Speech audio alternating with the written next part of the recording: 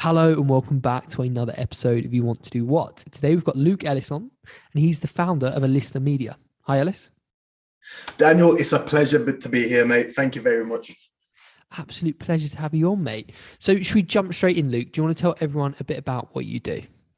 Yes, so just a little bit about myself. So my name is Luke Ellis. I run two marketing agencies, one specializing in e-commerce advertising, that being Facebook, TikTok, Snapchat ads, Google ads, etc. And the other one just recently being founded, called Growth by Email. And that's specialized in, as you can imagine, in the name, email and also SMS marketing for e-commerce business owners as well. So, marketing, why have you gone into it? Was this always an interest, or was this something you later discovered? So it's an interesting one. So from early, so I'd say year eight, year nine. Yeah, year eight, year nine. And that's anywhere around like 13 to 15. Mm-hmm. I always was confused on what I wanted to do. I always just knew my mindset is, I want to do my own thing. That stemmed from my dad having his own business as well, going to seeing him how he was, and essentially, it's funny. It's funny. I look back at this. I was speaking to a friend about this the other day actually, and what I think when I was 14, what I wanted to grow up and be was a store boss or slash manager at a Here You Go bus shop. And look back Okay. at that now and I'm thinking, it's crazy, right? Looking back in hindsight, like Yeah. how things how things change, right? But when I was 16, I found out about drop shipping. Funny enough, I found that out through I believe Ty Lopez, and everyone knows his generic YouTube ad. In my garage, YouTube Yeah. ad. So found out about him. Found out about drop shipping and agency space. Alongside that, just looking at a lot of YouTubers in the drop shipping space as well. So started off through drop shipping. Then I think after that, it just found, because of the margins weren't the best, I kind of transferred over to the e-commerce agency space. And it just all started from there, really, Daniel. E-commerce is a super exciting space at the moment, isn't it? I mean, it's a hugely growing subsector of let's call it marketing. And there's so many jobs available now, and it's just going to grow and grow and grow in the coming years. But what for you do you think really excites you about the e-commerce space? Honestly, I think the biggest thing is having that advantageous advantage, because as you probably know yourself, it's changing all the time, right? You've got to make sure to adapt, or you're just going to be sink. You're going to sink. And I try my very best to attend these, ecom conferences, ad conferences, etc., and learn about new things in the space all the time, just so I can stay on top of things. Because even as everyone knows, with the iOS update, that changed so many things for so many advertisers, like so many things. I think when I just look back at it now, you didn't really have to have so much advertising experience, and you could still be profitable running like Mm. Facebook and Instagram ads. And now it's all a different ball game, So I think the biggest thing I kind of try look for now when it comes to this is trying to be the best at it, keeping on top of a lot of things, because it's not just ads nowadays. You got to focus on having a good website, right? Because back in 2016, when everyone was drop shipping, your website could look like something my little brother would have done, right? So Yeah. it's important that a lot of people have these understand all these fundamentals. Yes, it's great to have good ads, but you need to also have a good product as well. That's a very important thing, and also well converting website as well. Mm. So, for people listening to this, are thinking, I might go into e-commerce when I'm ready to start my career. Do you recommend maybe going to university and study marketing, or would you just go straight into the career? So I'm just going to speak from experience because I never went to university. To be honest, I always found it a bit intimidating doing all the UCAS stuff and everything and whatnot. Hmm. So what I'd actually recommend to people who want to get into e-commerce is actually just find a mentor. I can't stress enough how, the return on investment that you get from the speaking to somebody who's already doing it. Because I know there's so many people now that they selling courses, masterminds, etc. But if you can have direct one-on-one access to somebody who's at least making, let's say at least minimum of $10,000 per month, £10,000 per month, whatever. And you just can get direct access to them. You're just paying for their time, or you never know, you've got enough charisma where they want to help you for free. That will be the best way to accelerate from, if you're just wanting to learn about it to actually doing it, Yeah, you're actually going down the same route that a lot of people that we've had on talk about marketing say, find a mentor, find someone that can show you the ropes almost. But I get a bit, not nervous, but I'm a bit worried there's quite a few people out there, like you say, that are selling courses that really aren't actually practitioners of what they say. They're just selling courses just to make money, which makes me a bit nervous telling people to do it. So what's maybe some good tips to find a good mentor? Great question. So I feel like a couple of years ago, it was very hard to decipher whether someone was legit or not. Because so many people could fake results, so many people could fake testimonials, etc. But nowadays, the key things I look for is one, if they've done it themselves, because a lot of people can fake results and still not talk about, can speak about something that they have not much knowledge of. So the best thing I'll try find that they're actually doing it themselves. They've got to show and proof. So they're showing screenshots, not even screenshots, live videos of let's say their Stripe account, seeing that their sales actually coming in, them explaining the process and the thesis of them setting up, let's say, a Shopify store, how they made sales. Because if they're just showing screenshots, which a lot of these, even these FX traders do, right? They need to actually show a bit of context behind it as well. That's what I truly believe. So that's one key thing. Yes, it's all good to hard flex on people with your, let's say 5 figures per day, 6 figures per day, Shopify screenshot. But if there's no context around it, then it don't really mean jack nowadays, in my opinion. So if people can kind of show proof and put context behind it as well, that's a green flag for me. If they're just showing a lot of, results without nothing backing up, that's a red flag, right? So that's one of the things. The other part is if they've got a Discord channel as well. A lot of other quote unquote gurus, people well known in the space think of them as well. That's good to know. So for example, this is easily free. Even if you jump on discovery calls with people who are high up in the space. So let's say you've got person A and person B. You want to invest into person B, but person A is very knowledgeable anyway. They're probably not even selling a course. They're just very good at what they do. Always ask person A about person B, because out of anybody else, he's not going to be a consumer, right? He's already doing what he's doing, which is ecom. So he's going to know if he's legit or not. So that would probably be a second approach. So yes, I'd say point one, making sure there's a lot of context with the, the proof that they're showing, and two, asking other well-known people in the space as well what they think of the certain person that you plan to invest in. Yeah, great points, mate. Great points. So what is an average day like for someone working in e-commerce? What's actually involved in the industry? Because I'd imagine it's very, very varied.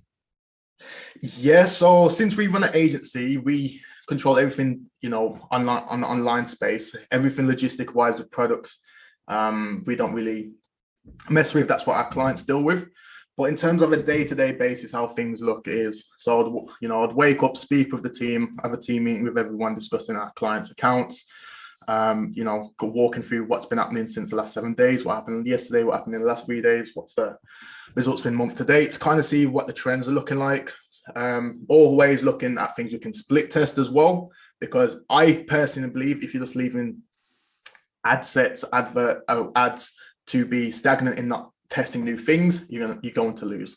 You need to constantly A/B test different things, because it could be something as simple as changing the first line of your ad copy that could bring your cost per acquisition, let's say from £20 to £10, right? To something as simple as that.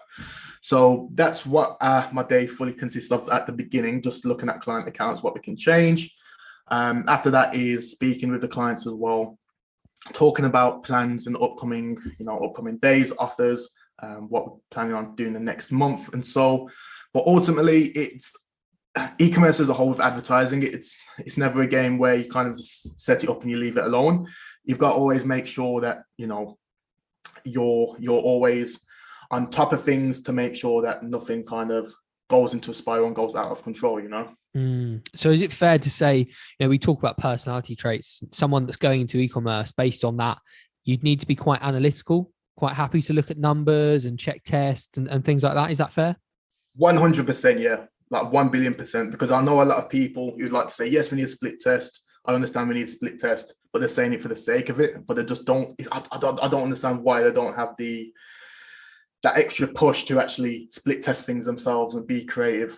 Because yes, there's one point of it where you've got to be, analyze the data, but the second point side of it is, you've got to actually do the action, which creates new data points. So yeah, 100%. It's important that you can read the data, but also when you say you can split test things, actually split test it as well. So what other kind of personality traits do you need to work in e-commerce? For example, do you need to be heavily organized? Do you have a good eye for detail? What kind of things do you think you need? Well, in terms of personalities, I'm a ENFJ. I found this out the other day. I can't remember what it exactly means, but if anyone's listening to this who's big on personality types, that's what I am.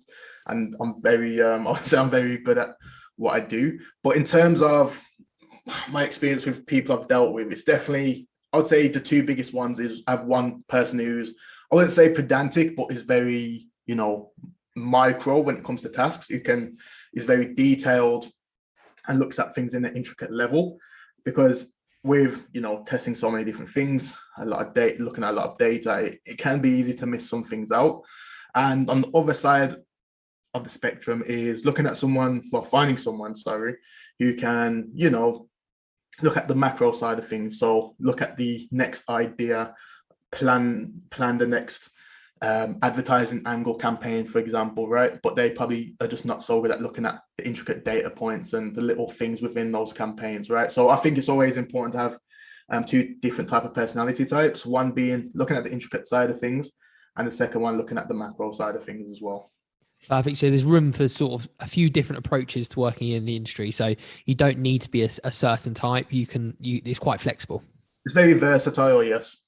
Perfect. What would you say is the biggest positive to working in the e-commerce industry that you take for yourself? You might enjoy it, or it might be maybe monetary, but what is the biggest positive for you of working in e-commerce? Honestly, I would say, and I hate saying this word, by the way, is the networking element. I say networking, just cringe. But honestly, when you see a lot of different people in the space, like being Twitter, Discord, whatever it might be, and just being able to connect with different people who've got different ideas, and there's some Discord groups I'm in, and I find out that they live not so far from me as well, and like-minded individuals as well, because a lot of people in the ecom have that entrepreneurial mindset as well. So it's definitely good to surround yourself with people like that. And I know there's a book or there's a quote somewhere which says, the 5 people you surround yourself with is who you basically become. Yeah. And that is true, because if I'm going to be associating myself with people, let's say, I don't know, let's say back in the college days when you've got friends who like to smoke, let's say weed, for example, if I was still doing that now, I wouldn't be where I am right now, right? I make sure that I've got a circle, a very small circle as well around me, very like-minded, want to win at whatever they're doing. And that is what pushes you more as well, even inside when it comes to your career and outside of your career too, It's a fantastic point, and it's so true. I used to work in the city for a few years after I left school, and the people that succeeded were the ones that surrounded themselves with the best people at the company. They'd go for coffees with them, or they'd go and have a chat, pick their brains, and they were the people that succeeded. And you can apply that to literally anything in life. So I think that's a brilliant point. And for you, on the flip side of that, what would be something that's less favorable or maybe negative about the e-commerce industry? That is a good question. So thinking about when it comes to the negative side of things, I'd probably just say the people who kind of take advantage of people just getting into it, right? So people who don't know so much about it, they just know, e-commerce is a good way to make money, a good side hustle to start. And a lot of people fall in the trap of, I can either do this myself, not knowing jack, or can get into it trying to learn from YouTube, courses, etc. So yes, YouTube is good. There's a lot of free, valuable content on YouTube. and even Twitter and Discord, but people who set up courses, mentorship programs, etc., who are just doing it for the sake of getting people's money and don't really know too much about e-commerce. That's the disadvantage, because there's a lot of people coming in trying to take advantage of that, take people's money, leave people stung. And I mean, I've got well, I say friend, but he also works for me as well. And when he started in his journey, he was learning Amazon FBA. Oh yeah, yeah. Yeah, Amazon FBA is just like another model, as you know, it's like drop shipping, Shopify drop shipping, etc. And when he was learning Amazon FBA, I can remember him telling me that he used to work for, I think it was like he used to work at KFC. I think it was some UK supermarket as well, just saving up his money to get this course, right? And when you're just starting out, you haven't really got much. It's a different type of fire that you've got compared to, well, I say that now, the fire that I had when I was younger, when I had literally nothing, is completely different to what I have now, right? I could work hours and hours and still knowing that I wasn't going to get anything in return. But anyway, I digress. So he would work his arse off, right? And saving up his money, and it would probably take him 2 months to save this £1,000 for this course. He got this course. He tried, he applied everything that he learned in the course. And what ended up happening, he just lost all his money, because the guy who was teaching the course was just getting low value content from YouTube and just basically refiltering that to his customers on his course, right? So ended up spending £1,000, then ended up getting in debt with the ad spend side of things as well. So that's what I'd say the disadvantage, like the evil side of ecom can be, is people that kind of take advantage of people wanting to learn. Yeah, definitely agree with that. So as well, we talk about e-commerce and ads, but it's important to understand the platforms that you're putting these ads on, right? So, if you're doing ads on Facebook, you need to really know about Facebook, Instagram, TikTok. It's crucial to understand these platforms as well, isn't it? 100%. I'd say, it all depends on the type of ad content you're doing. So recently, what we've seen that works really well is UGC content. That stands for user generated content, just in case anybody doesn't know. And that content involves people just literally recording from their phones. So it looks very native to the platform, and it doesn't look like a quote unquote ad, And we've been testing this a lot with Instagram, Facebook, TikTok, and YouTube. And I'd say the biggest differences across the different platforms are Facebook and Instagram are kind of not too dissimilar. And what works really well is just like, UGC videos of people using the using the products, and just basically, saying the value propositions, really picking it up. So there's a lot of social proof. So that's Facebook and Instagram, and a bit of it YouTube as well. It can be laid out a bit differently, but with YouTube, because the aspect size is different, it's a full screen. It's not 1080 by 1080. It's 1920 by 1080, I believe. And with YouTube, it's a bit more, can be longer form of content, but it's also making sure that you can include people in there as well. So once again, it doesn't look like an ad, because, people have, since I'd say 2016, 2017, have been getting served ads on these platforms, right? And people are getting smarter by the day. People understand that these, used to be £200, now £20, 90% off today only. People are not stupid anymore. People are, getting onto these things, right? So it's very important that you make the ads not look like typical ads, and just make sure that the content just looks authentic. So that's for, Facebook, Instagram, YouTube. TikTok is a very fun platform to do ads on, because the ads don't even have to directly be ads. But the only difference is with these other platforms, at TikTok, is you need to make sure it's very native to the trends on the TikTok platform, right? So for example, one trend that's really working well is what I got online compared to what came, for example, right? I've seen that, yeah. Yeah. And they'll show it what they sport online, then they'll show it in person, and I'm trying it out. So it could be something as simple as, a very popular niche in TikTok is women's clothing. So, they see it online, they buy it online, and they try it out. Then with I just think with women's clothing as well, with girls are so much more impulsive compared to guys, right? So for example, Daniel, you could be on, I don't know, let's say a clothing website yourself, and you probably have a missus, and she's going to be way more impulsive to buy on the girls' clothing site compared to on, your clothing site, right? You got to consider it a little bit, thinking, where am I going to wear that for? I might think about it. Compared to a girl, she doesn't even have a plan, but she's going to make a plan based on that outfit, right? So that's why I think with TikTok, it's a very good platform.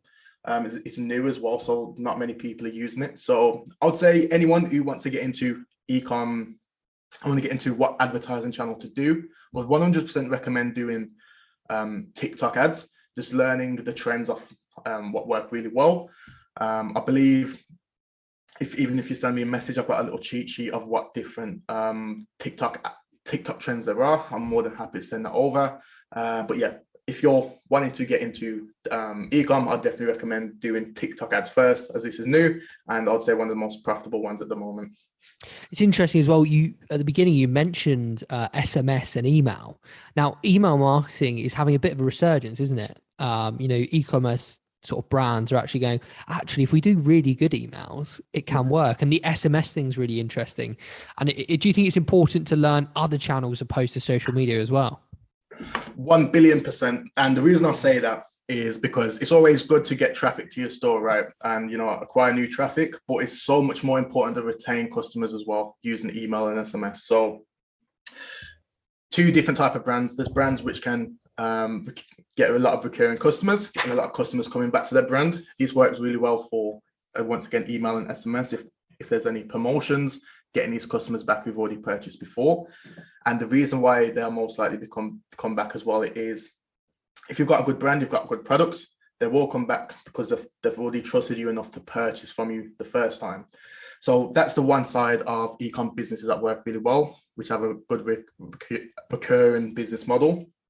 The second one, which, for example, let's say if you're selling a really super high ticket item, let's say, I don't know, just looking around my room now, let's say a bed, for example, right? And a bed, you're not going to be buying one bed a month. Well, I like to think so anyway. And, so with those type of clients and ecom brands, what works really well is doing post-abandonment flows. So, for example, if someone's, went to the checkout page and they didn't purchase first time round, a good thing to do is have a flow set up. So on the email and SMS side of things, so after like 5 minutes that they came off the website, an email will get sent out to them, an SMS will get sent out to them saying, you've left your bed in your cart. Sometimes people will come back because, life can sometimes get in the way. Life can sometimes get in the way. You never know, their child probably interrupted them, that took them off the phone, so their attention diverted into something else, right? So with that email or the SMS being sent out, that gets them back on board to that buying journey that they was on. If they don't come back, that's okay, because the second email / SMS could be, here's 10% off, limited time only. So now you're using urgency, because if they don't purchase within the next, let's say 12 24 hours, that discount code is gone and they'll never get it again. So that's what works really well for those type of brands. And just to kind of segment the both with email and SMS, personally, I would say email is very good still, but there's a lot of Apple iOS updates once again that are trying to affect the results. So for example, you can't track the open rate as good anymore. But a good thing is with SMS, that text messages can't really go into spam, right? And I can never say this word every time I'm on a call, but the deliverability rate, there we go. There you go. Is, far more superior compared to email, as it's at 99%. So if you're sending out an SMS, people are going to receive it. And just like me and you both, it's every time you see your phone, there's a notification, you're going to pick up your phone straight away, right? So that's why SMS is very, very, a very lucrative sales channel. So any e-commerce owner or anyone who wants to get into e-commerce, I 100%, it's so imperative that you actually set these channels up that have been email and SMS. Otherwise, I know it's a cliche thing to say, but you are going to leave a lot of money on the table if you don't have these channels set up. I mean, people listening to this that want to get into e-commerce, it sounds really interesting, really exciting industry, especially if you like that sort of data analytics side as well. But if they're listening and they're thinking, what kind of things can I do to make myself look attractive to a potential employer? Let's say you were looking to employ someone. What on somebody's CV would make you go, oh, actually, let's get this person in, let's have a chat? Yeah, definitely. I'm just going to answer that question in two parts, if you don't mind. Sure, yeah. Dan. The first part being, like you said, it can look like a very attractive industry to get into, right? Because you see a lot of people on Instagram, they've got the Ferraris, the Lambos, the Rolexes, the holidays, and they back that all from ecom, right? So I'm going to be honest with anyone who's interested in ecom. I'd always say do it for the right reasons, because a lot of the time, and I know this because these are some of the people I actually know, these people are just renting out these things, or they're buying fake watches, etc., for the sake of social proof. So to show that it looks like they're doing really well, but at the end of the day, it's just a story, right? Social media only shows so much of a person's life. It's only going to show the wins people are making. Nobody's going to post the losses they've made, because it doesn't make no sense, right? So that's one thing I'll just take into account, anyone who wants to get into this industry. Definitely. Just always make sure you get into it for the right reason. To answer the second part of your question, Daniel, what would stand out on the CV to me is, personally, it's all about being original, right? Because if you just got a copy and paste template off Google or wherever you've got it from, you're just not going to stand out by that. Likewise, if I send out a templated message to business owners, they're just going to not read that at all and just look at it as another spammy sales message. So what I'd recommend is be original. At least have an original design on your CV. That does help, just to catch the attention. Even putting a picture of yourself really helps. Also, on the cover letters, or if you really want to work for this company, do a Loom video, attach it to the CV. And what a Loom video is, if people don't know what it is, Loom is a simple software where you can record your screen and speak into the camera. And I would just go on the company's website where you want to apply for, introduce yourself, show why they need you. Just don't say, oh, my name's John Doe, I'm good at X, Y, and Z, hire me, because that's not providing no value to the company you want to work for, right? You need to find anything that you can find in the company where you could utilize and improve on. So, for example, you could go onto a website or look at a company's ads and say, hi, my name is John Doe, I really love your brand because of X, Y, and Z. What I've noticed on your ads is that you're doing very static imagery, you're not doing much user-generated content. From a lot of previous data that we've seen, that UGC outperforms static imagery by X%. What I'd really like to do is come on board and help you guys grow to X desired goal. If you don't know what that is, to say a very a lucrative number of figure that is attractive, right? Then say it'd be really good to speak with you guys and see if there's any potential synergy. Then sign it off like that, because you sound like more of a professional now. You're not, begging for a job. You're offering a lot of value up front. And if someone was to do that for me, I will, I'll definitely give them time of the day, speak with them and see if there's any opportunities there, That's a brilliant point, mate. And I think Loom, actually, you're the second person to mention that from the e-commerce industry. So I don't know, maybe they've got a deal with you, e-commerce industry guys. But it's definitely better than sending a CV, isn't it? Because it gives you that, like you say, if you can actually make a point where you can add value and you come across and it's very personable, that's 10 times better than sending some A4 CV. So that's such a good point. And lastly, thank you so much for coming on and having a chat, Luke. I really appreciate your time. And where can people find you, your business, and what you're up to? Yeah, so if anybody wants to get in touch with me, my company website is ellistamedia.com. That'd be ELISTAEMEDIA.com. And if anybody wants to connect with me, my name is Luke Ellis. I'm on LinkedIn, Instagram. So, and if you've got any questions, don't hesitate to ask. I'm always here to help. Just don't be very spammy, like I mentioned earlier. But no, guys, honestly, if you've got any questions, just don't hesitate to reach out to me. And yeah. Well, thank you again, Luke. Cheers. Cheers, mate. All the best.